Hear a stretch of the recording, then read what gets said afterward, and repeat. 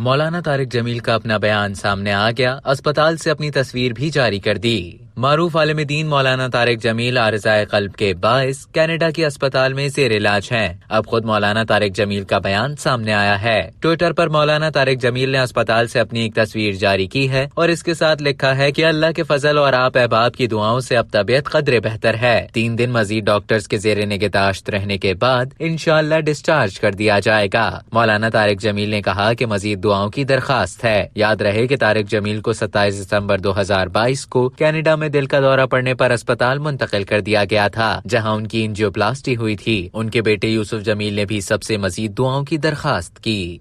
अब तक के लिए इतना ही। मजीद खबरों और न्यूज अपडेट्स के लिए डेली जंग के YouTube चैनल को सब्सक्राइब करें और फेसबुक के पेज को लाइक करना ना भूलें।